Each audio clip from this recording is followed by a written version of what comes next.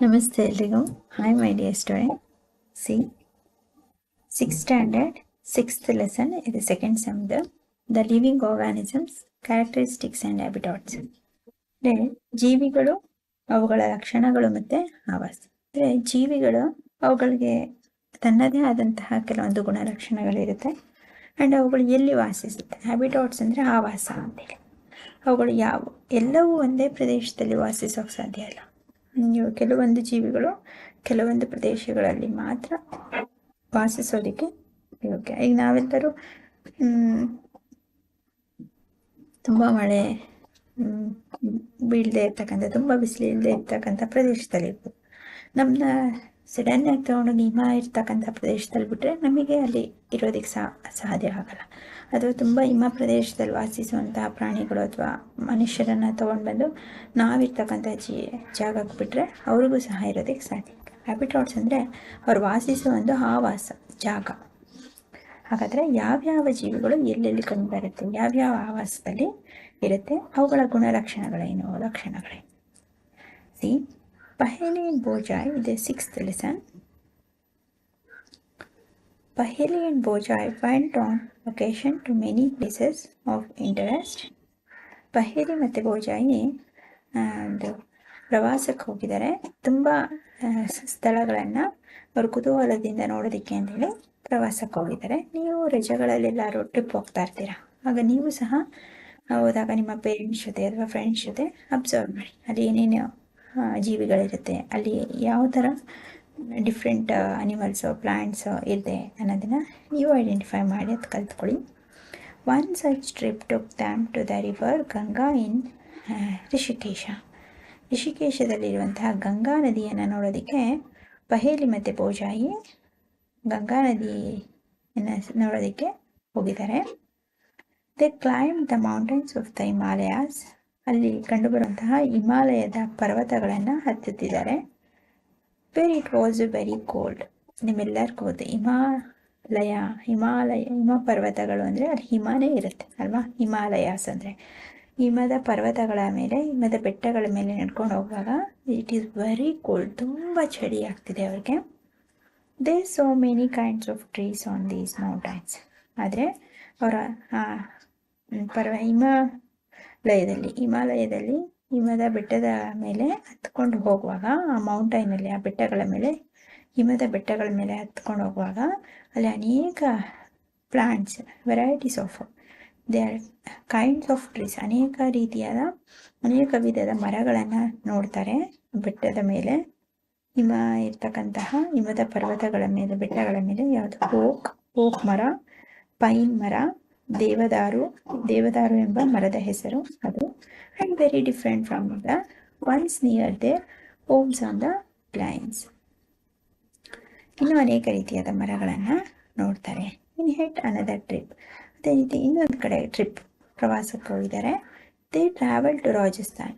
ಬೇರೆ ಎಲ್ಲೋದ್ರು, ಫಸ್ಟ್ ಹಿಮಾಲಯಕ್ಕೆ ಹೋದ್ರು. ಅಲ್ಲಿ ಹಿಮಾಲಯ ಪ್ರದೇಶದಲ್ಲಿ ಕಂಡುಬರುವ ಮರಗಳು ಯಾವ ರೀತಿ ಇದ್ವು ಅದನ್ನು ನೋಡಿದ್ರು. ನೆಕ್ಸ್ಟ್ ಟ್ರಿಪ್ ಅವರು ರಾಜಸ್ಥಾನ್ಗೆ ಹೋಗಿದ್ದಾರೆ. ರಾಜಸ್ಥಾನ ಅಂದರೆ ಫುಲ್ ಮಣ್ಣು, ಕಲ್ಲಾದಂಥ ಸಣ್ಣ ಕಲ್ಲಿನ ಚೂರುಗಳು, ಮರಳು, ಸ್ಯಾಂಡ್, ಮರುಭೂಮಿನೇ ಅದು. And moved on camels through the hot desert. ಆ ಬಿಸಿಯಾದಂತಹ ಮರುಭೂಮಿಯಲ್ಲಿ, ಡೆಸರ್ಟ್ನಲ್ಲಿ ಒಂಟೆ ಎಂಬ ಪ್ರಾಣಿ ಕಂಡುಬರೋದು, ಕ್ಯಾಮಲ್ ಇರೋದನ್ನು ನೋಡಿದ್ರು. They collected different kinds of cactus plants from this trip. ಅವರು ಈ ರಾಜಸ್ಥಾನ ಟ್ರಿಪ್ಪಲ್ಲಿ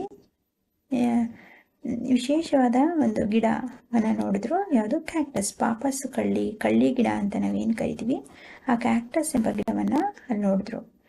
ಅದೇ ಹಿಮಾಲಯ ಪರ್ವತದಲ್ಲಿ ನೋಡಿದಂತಹ ದೊಡ್ಡ ದೇವದಾರು ಆ ಥರ ಮರಗಳಿರಲಿಲ್ಲ ರಾಜಸ್ಥಾನದಲ್ಲಿ. ಯಾವ ಥರ ಚಿಕ್ಕದಾದ ಮುಳ್ಳುಗಳಿರ್ತಕ್ಕಂಥ, ಎಲೆಗಳಲ್ಲೇ ಮುಳ್ಳುಗಳಿತ್ತು. ಆ ರೀತಿಯಾದ ಕ್ಯಾಕ್ಟಸ್ ಎಂಬ ಪ್ಲಾಂಟ್ಸ್ ಈ ರಾಜಸ್ಥಾನದಲ್ಲಿ ನೋಡಿದ್ರು. Finally they went on a trip to Puri ಎಂಬ, ತಿನ್ನೋ ಪೂರಿ ಅಲ್ವಾ, ಪೂರಿ ಜಗನ್ನಾಥ ದೇವಾಲಯ ಅಂತ ಏನು ಕರೀತಾರೆ, ಅಲ್ಲಿಗೆ ಟ್ರಿಪ್ಪಿಗೆ ಹೋಗ್ತಾರೆ. Visited the sea beach. ಅಲ್ಲಿ ಒಂದು ಸಮುದ್ರ ತೀರವನ್ನು ತಲುಪ್ತಾರೆ. ಡಾಟೆಡ್ ವಿತ್ ಕೆಸೇರಿಯನ್ ಟ್ರೀಸ್, ಅಲ್ಲಿ ಕಂಡುಬರುವಂತಹ ಕೆಲವೊಂದು ಕೆಸೇರಿನ ಎಂಬ ಮರಗಳನ್ನು ಅಲ್ಲಿ casuarina trees. While recollecting all the fun they had on these trip. ಇದ್ರ ಜೊತೆಗೇನು ಅವರು ಅನೇಕ ಫನ್ಗಳನ್ನು, ಕೆಲವೊಂದು ಆಟಗಳನ್ನು ಆಡಿಕೊಂಡು ಆ ಒಂದು ಸಿ ಬೀಚಿನ ಸಮುದ್ರ ತೀರವನ್ನು ತಲುಪಿದ್ರು. ಪುರಿ ಜಗನ್ನಾಥ ದೇವಾಲಯದ ಹತ್ರ, ಪುರಿ ಎಂಬ ಸ್ಥಳದಲ್ಲಿ. A thought struck them, all these places were so different from one another. ಅವರೆಲ್ಲರಿಗೂ ಏನನ್ನಿಸ್ತು, ಅವರು ಭೇಟಿ ನೀಡಿದಂತಹ, ಟ್ರಿಪ್ ಹೋಗಿದಂತಹ ಒಂದೊಂದು ಪ್ಲೇಸು ಒಂದಕ್ಕಿಂತ ಒಂದು ಭಿನ್ನವಾಗಿರೋದು, ಡಿಫ್ರೆಂಟ್ ಇರೋದನ್ನ ಅವರೆಲ್ಲರೂ ಏನು ಮಾಡ್ತಿದ್ದಾರೆ, ಡಿಸ್ಕಸ್ ಮಾಡ್ತಿದ್ದಾರೆ. ಸಮ್ ವರ್ ಕೋಲ್ಡ್, ಹಿಮಾಲಯದಲ್ಲಿ ಕೋಲ್ಡ್ ಇತ್ತು ತುಂಬ. ಸಮ್ ವರ್ ಹಾಟ್, ಕೆಲವೊಂದು ಪ್ಲೇಸು ಹಾಟ್, ತುಂಬ ಬಿಸಿಯಾಗಿತ್ತು. ಆ್ಯಂಡ್ ಡ್ರೈ, ಮತ್ತು ಒಣಗಿದಂತಹ ಭೂಮಿ. And some places so humid, ಇನ್ನು ಕೆಲವೊಂದು ಸ್ಥಳಗಳು ಹ್ಯೂಮಿಡ್ ಅಂದರೆ ತುಂಬ ನೀರು, ಸಿ ಬೀಚ್, ಹ್ಯೂಮಿಡ್ ಇರ್ತಕ್ಕಂತಹ, ಆರ್ದ್ರತೆ ಇರ್ತಕ್ಕಂತಹ, ಮಣ್ಣು ಹೆಚ್ಚು ಮಳೆ ಇರ್ತಕ್ಕಂತಹ, ಹೆಚ್ಚು ಶೀತ ಇರ್ತಕ್ಕಂತಹ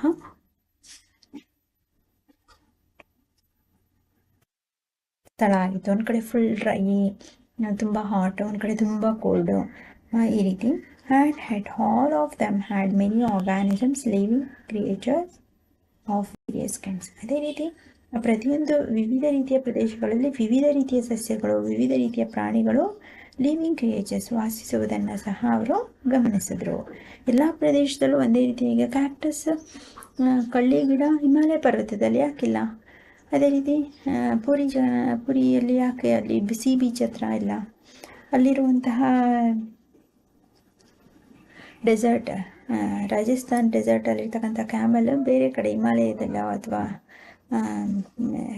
ಋಷಿಕೇಶದಲ್ಲೋ ಯಾಕಿಲ್ಲ? ಈ ರೀತಿ ಡಿಫ್ರೆಂಟ್ ಅನಿಮಲ್ಸು, ಪ್ಲ್ಯಾಂಟ್ಸಲ್ಲಿ ವಾಸಿಸೋದನ್ನು ಸಹ ಅವರು ನೋಟ್ ಮಾಡಿಕೊಂಡ್ರು.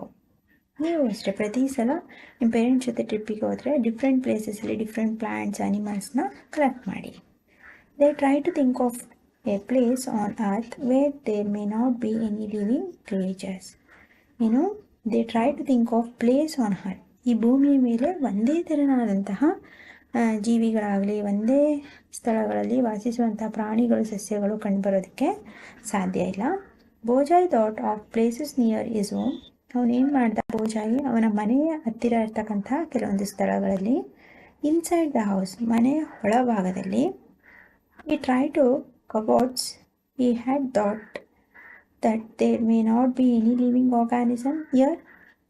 ಬೋಜಾಯಿಗೆ ಒಂದು ಥಾಟ್ ಉಳಿದು, ಈ ಭೂಮಿ ಮೇಲೆ ಮನೆ ಒಳಗಿರ್ಬೋದು ಅಥವಾ ಮನೆ ಒಳಗಿರ್ಬೋದು, ಈ ಭೂಮಿ ಮೇಲೆ ಯಾವುದೇ ಭಾಗದಲ್ಲೂ ಯಾವುದೇ ಜೀವಿ ಎಲ್ಲೂ ಇಲ್ಲದೆ ಇರ್ತಕ್ಕಂತಹ ಜಾಗ ಎಲ್ಲಾದರೂ ಇದೆಯಾ? ಒಂದು ಜೀವಿನೂ ಸಹ ಎಲ್ಲೂ ಇಲ್ಲದೆ ಇರೋವಂಥದ್ದು, ಒಂದು ಸಣ್ಣ ಹುಳನೂ ಇರಬಾರ್ದು, ಅಂತಹ ಜಾಗ ಯಾವುದಾದ್ರು ಇದೆಯಾ ಅಂತೇಳಿ ಅವನು ಥಿಂಕ್ ಮಾಡ್ತಿದ್ದಾನೆ. ಅದಕ್ಕೋಸ್ಕರನೇ ಅವನು ಏನು ಮಾಡ್ತಾನೆ, ಅವ್ನು ಮನೆಗೆ ಬರ್ತಾನೆ. ಮನೆಗೆ ಬಂದು ಇನ್ಸೈಡ್ ದ ಹೌಸ್, ಮನೆ ಒಳಗಡೆ ಹೋಗಿ ಒಂದು ಕಬೋರ್ಡ್, ಬಟ್ಟೆ ಇಟ್ಟಿರ್ತಕ್ಕಂಥದ್ದು ಅಥವಾ ಬುಕ್ಸ್ ಇಟ್ಟಿರ್ತಕ್ಕಂಥ ಕಬೋರ್ಡ್ನ ಚೆಕ್ ಮಾಡ್ದ. ಅಲ್ಲೇನಾಯಿತು, ಬಟ್ ಈ found that A tiny spider in the cupboard. ಆ ಕಬೋರ್ಡಿಂದ ಸ್ಪೈಡರ್, ಜೇಡ ಅವರ ಬಂದಿದ್ದನ್ನು ನೋಡ್ದ. ಆ ಕಬೋರ್ಡಿಂದ ಸ್ಪೈಡರ್, ಜೇಡ ಬಲೆ ಕಟ್ಟುತ್ತಲ್ಲ ಅದಿತ್ತು. ಔಟ್ಸೈಡ್ ದ ಹೋಮ್ ಟು, ಹಾಗೆ ಅವನು ಮನೆಯ ಹೊರಗಡೆ, ಅವರ ಮನೆ ಮುಂದೆ ಖಾಲಿ ಜಾಗ ಇರುತ್ತಲ್ಲ, ಅಲ್ಲಿ ಹೋಗಿ ಸಹ ನೋಡ್ದ. They did not seem to any places he couldn't think of that didn't have living creatures. ಮನೆ ಹೊರಗಡೆನೂ ಯಾವುದೇ ರೀತಿ ಹುಳಗಳು ಅಥವಾ ಜೀವಿ ಇಲ್ಲದೆ ಇರೋದು ಅವನ ಕಣ್ಣಿಗೆ ಇಲ್ಲದೆ ಇರ್ತಕ್ಕಂಥ ಜಾಗನೇ ಸಿಗಲಿಲ್ಲ. ಅಲ್ಲೂ ಸಹ ಏನಾದರೂ ಇರುವೆ ಇರುತ್ತೆ, ಹ್ಯಾಂಡ್ಸ್ ಅಥವಾ ಲಿಸಾರ್ಡ್ಸ್, ಅಲ್ಲಿನೋ ಪಲ್ಲಿನೋ ಅಥವಾ ಚಿಟ್ಟೆನೋ, ಸಣ್ಣ ಸಣ್ಣ ಹುಳಗಳು ಏನಾದರೂ ಒಂದು ಇದ್ದೇ ಇರುತ್ತೆ ಅಲ್ವಾ, ಮನೆಯ ಹೊರಗೋದು ನೋಡಿದ್ರು. ಅಂದರೆ ಎಲ್ಲ ಕಡೆ ಒಂದು ಸಣ್ಣ ಜೀವಿ ಆದರೂ, ಒಂದು ಮೈಕ್ರೋ ಆರ್ಗಾನಿಸಮ್ಸ್ ಅಂತ ನಮ್ಮ ಕಣ್ಣಿಗೆ ಕಾಣದಂಥ ಎಷ್ಟೋ ಜೀವಿಗಳು ಸಹ ಈ ಭೂಮಿ ಮೇಲೆ ಪ್ರಕೃತಿಯಲ್ಲಿ ಇದ್ದೇ ಇರುತ್ತೆ ಅನ್ನೋದವನು ಕನ್ಫರ್ಮ್ ಮಾಡಿಕೊಂಡ. I think of didn't have living creatures of some kind or the other. ಯಾವುದೇ ರೀತಿಯಾದಂದರೆ ಯಾವುದೇ ರೀತಿಯ ಜೀವಿಗಳು ಇಲ್ಲದೆ ಇರುವಂತಹ ಜಾಗ ಯಾವುದೂ ಇಲ್ಲ ಅಂತೇಳಿ ಅವನಿಗೆ ತಿಳಿಯಿತು. Finally started thinking and reading about far away places. ಹಾಗಾದರೆ ಅವನ ಇರ್ತಕ್ಕಂಥ ಪ್ರದೇಶದಿಂದ ದೂರದ ಸ್ಥಳಗಳು, ಫಾರ್ ಅವೇ, ದೂರ, ದ ಪ್ಲೇಸಸ್, ಸ್ಥಳದಲ್ಲಿ ಏನಿರುತ್ತೆ ಅದರ ಬಗ್ಗೆ ಸ್ಟಡಿ ಮಾಡೋದಕ್ಕೆ, ತಿಳ್ಕೊಳ್ಳೋದಕ್ಕೆ ಸ್ಟಾರ್ಟ್ ಮಾಡ್ದ, ಪ್ರಾರಂಭಿಸ್ದ. She read that people have even found tiny living organisms in the opening of volcanoes. ಆದರೆ ಏನು ಪಹೇಲಿ ಏನಂತ ಹೇಳಿದ್ಲು, ಜ್ವಾಲಾಮುಖಿಯಲ್ಲೂ ಸಹ ಒಂದು ಸೂಕ್ಷ್ಮ ಜೀವಿಗಳು ಇರೋದನ್ನು ಜನಗಳು ಕಂಡುಹಿಡಿದಿದ್ದಾರೆ. ಯಾವುದೇ ಒಂದು ಜೀವಿಗಳು ಇಲ್ಲದೆ ಇರೋ ಪ್ರದೇಶನೇ ಇಲ್ಲ. ವಿವಿಧ ರೀತಿಯಾದಂತಹ search for A living organism, ಜೀವಿಗಳು ಎಲ್ಲಿದ್ದಾವೆ ಅದ್ರ ಬಗ್ಗೆ ನಾವು ತಿಳ್ಕೊಳ್ಳೋಣ ಅಂತೇಳಿ ಇಬ್ಬರು ಏನು ಮಾಡಿದ್ರು, ಜೀವಿಗಳು ಮತ್ತು ಅವುಗಳು ವಾಸಿಸುವಂತಹ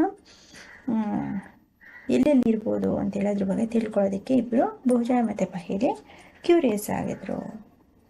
ಸರ್ಚ್ ಫಾರ್ ಲಿವಿಂಗ್ ಆರ್ಗಾನಿಸಮ್, ಹುಡುಕ್ತಿರುವಂಥದ್ದು ಜೀವಿಗಳು ಎಲ್ಲೆಲ್ಲಿದೆ ಅಂತೇಳಿ ಹುಡುಕ್ತಿದ್ದಾರೆ. ಅಂದರೆ ನಾವು ಹೊರಗಡೆ ಬಂದರೆ ಹಸು, ಕುರಿ, ಬರ್ಡ್ಸ್ ಕಾಣುತ್ತೆ, ಅಥವಾ ಮನೆ ಮುಂದೆ ಅಥವಾ ಅಕ್ಕಪಕ್ಕ ಇರುವಂತಹ ಯಾವುದೋ ಒಂದು ಬರ್ಡ್ಸು, ಅಥವಾ ಯಾವುದೋ ಬೆಕ್ಕು ಹೋಗ್ತಾ ಇರುತ್ತೆ, ಅಥವಾ ಯಾವುದೋ ಒಂದು ಶೀಪು, ಕುರಿ, ಕೌಸು ಓಡಾಡ್ತಿರುತ್ತೆ, ಅಥವಾ ಕ್ರೌ, ಕಾಗೆ, ಎಷ್ಟೊಂದು ಜೀವಿಗಳು ಕಾಣುತ್ತೆ ಅಲ್ವಾ? ಹಾಗೆ. ಸೊ 6.1 ನೋಡಿ, organisms and the surroundings where they leave. ಜೀವಿಗಳು ಮತ್ತು ಅವುಗಳು ವಾಸಿಸುವ ಸುತ್ತಲಿನ ಪರಿಸರ, ನಮ್ಮ ಸುತ್ತಮುತ್ತ ನಾವು ಇರ್ತಕ್ಕಂಥ ನಮ್ಮ ಮನೆ ಅಥವಾ ನಮ್ಮ ಪರಿಸರ, ನಾವು ಶಾಲೆಗೆ ಹೋಗ್ತೀವಿ ಅಥವಾ ಸ್ಕೂಲ್ ಹತ್ರ ಹೋಗ್ತೀವಿ ಅಥವಾ ಫ್ರೆಂಡ್ಸ್ ಮನೆ ಹತ್ರ ಹೋಗ್ತೀವಿ ಅಥವಾ ನಮ್ಮ ಮನೆ ಅಕ್ಕಪಕ್ಕ, ಅಲ್ಲಿಯ ಪರಿಸರದಲ್ಲಿ ನಮ್ಮ ಸರೌಂಡಿಂಗ್ಸಲ್ಲಿ ಯಾವ್ಯಾವ ಜೀವಿಗಳಿದೆ, ಅವು ಹೇಗೆ ವಾಸಿಸುತ್ತೆ ಅದ್ರ ಬಗ್ಗೆ ತಿಳ್ಕೊಳ್ಳೋಣ. First of all, another thought that occurred to Paheli and Bojai was about the kinds of living organisms that were present in different locations that they had visited. ಇಬ್ಬರು ಏನನ್ನ ಡಿಸೈಡ್ ಮಾಡಿದ್ರು, the kind of living organism, ಅನೇಕ ವಿಧದ ಜೀವಿಗಳು that were present in different location, ವಿವಿಧ ಜಾಗಗಳಲ್ಲಿ ವಿವಿಧ ಪ್ರದೇಶಗಳಲ್ಲಿ ಕಂಡುಬರುವ ವಿವಿಧ ಜೀವಿಗಳು ಗಳನ್ನು ನಾವು ಭೇಟಿಯಾಗಬೇಕು, ಅವುಗಳ ಬಗ್ಗೆ ತಿಳ್ಕೊಳ್ಳೋಣ ಅಂತೇಳಿ ಇಬ್ಬರು ಡಿಸೈಡ್ ಆದರು.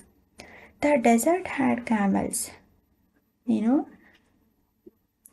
ನೀವು ಸಹ ಲಿಸ್ಟ್ ಮಾಡಿ ಯಾವ್ಯಾವ ಡಿಫ್ರೆಂಟ್ ಪ್ಲೇಸಸಲ್ಲಿ ಯಾವ್ಯಾವ ಥರದ ಅನಿಮಲ್ಸ್ ವಾಸಿಸುತ್ತೆ, ಯಾವ್ಯಾವ ಥರದ ಪ್ಲಾಂಟ್ಸ್ ಇರುತ್ತೆ ಅಂತೆಲ್ಲ ನೀವು ಲಿಸ್ಟ್ ಮಾಡಿ. ಅಂದರೆ ಮರುಭೂಮಿಲಿ ಯಾವ ಥರ, ತುಂಬ ಮಳೆ ಬೀಳ್ತಕ್ಕಂಥ ಪ್ರದೇಶದಲ್ಲಿ, ಹಿಮಾಲಯದಲ್ಲಿ, ಅಥವಾ ಮಳೆನೇ ಇಲ್ಲದೆ ಇರ್ತಕ್ಕಂಥ ಪ್ರದೇಶದಲ್ಲಿ,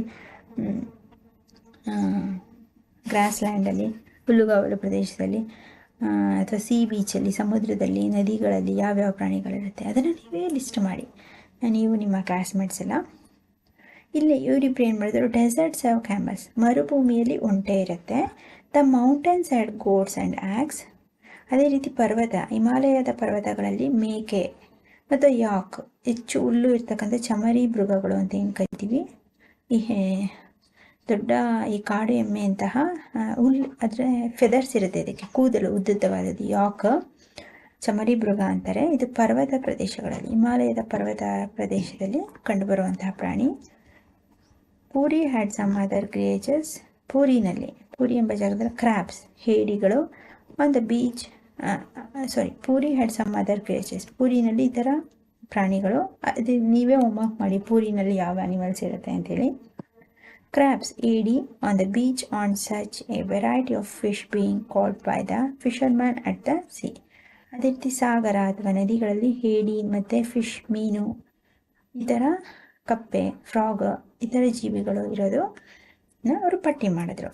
and then there did seem to be some creatures like ants, ಇದರ ಜೊತೆಗೆ ಈ ಥರ ಕೆಲವೊಂದು ಪ್ರಾಣಿಗಳಾದ ಹ್ಯಾಂಡ್ಸ್ ಅಂದರೆ ಇರುವೆ, that were present in all these different location. ಈ ಇರುವೆ ಅನ್ನೋದು, ಇರುವೆ ಮತ್ತು ರ್ಯಾಟ್, ಇಲಿಗಳು ಎಲ್ಲ ಥರದ ಪ್ರದೇಶದಲ್ಲೂ ಕಂಡುಬರುತ್ತೆ. ಮರುಭೂಮಿಯಲ್ಲೂ ರ್ಯಾಟ್ ಇರುತ್ತೆ, ಆ್ಯಂಟ್ ಇರುತ್ತೆ, ಇರುವೆಗಳು ಮತ್ತು rat.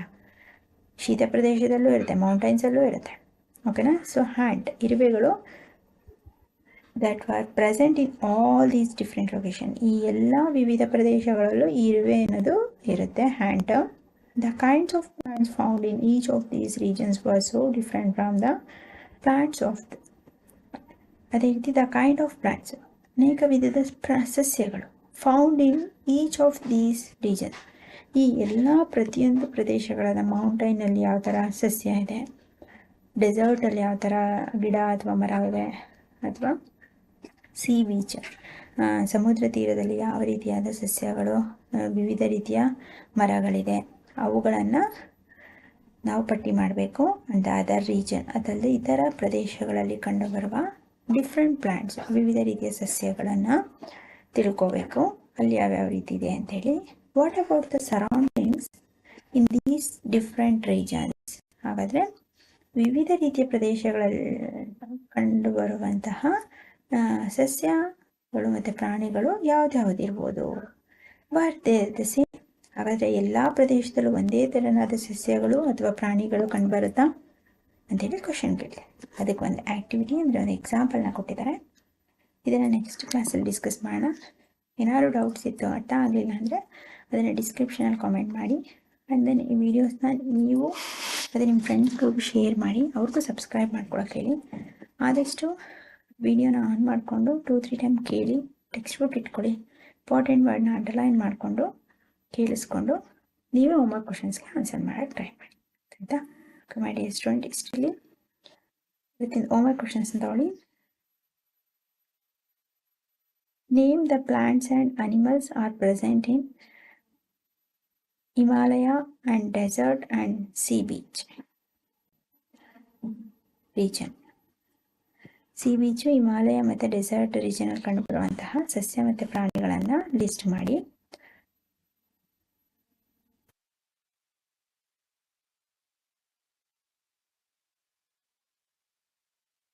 and name 5 examples of plants and animals in your surroundings. ನೀವು ಇರ್ತಕ್ಕಂಥ ನಿಮ್ಮ ಮನೆ ಹತ್ರ ಅಥವಾ ಸ್ಕೂಲ್ ಹತ್ರ ಇರ್ತಕ್ಕಂಥ ನಿಮ್ಮ ಸರೌಂಡಿಂಗ್ ಆಫ್ ಎನ್ವಿರಾನ್ಮೆಂಟಲ್ಲಿ, ಪರಿಸರದಲ್ಲಿ ಕಂಡುಬರುವಂತಹ 5 ಸಸ್ಯ ಮತ್ತು 5 ಪ್ರಾಣಿಗಳನ್ನು ಲಿಸ್ಟ್ ಮಾಡಬೇಕು.